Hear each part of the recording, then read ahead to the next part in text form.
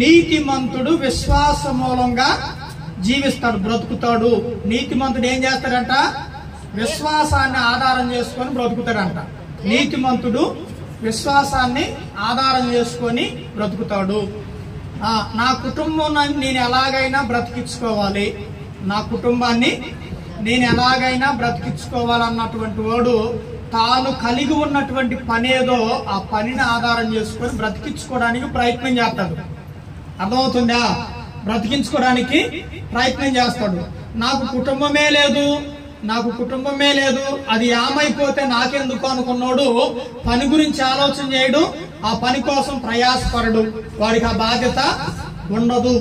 బాధ్యత ఉండదు. అలాగనే నీతిమంతుడు నీతిగా దేవుని సన్నిధిలో ఉండాలి అని అనుకున్నాడు నీతిని వెంటాడతాడు, ఆ నీతిని పట్టుకొని నీతిని కాపాడుకుంటాడు, ఆ నీతి కొరకే తన తుది శ్వాసను విడుస్తాడు. అర్థమవుతుందా? ఆ నీతి కోసం తన తుది శ్వాసను విడుస్తాడు. ఇక్కడ అసలు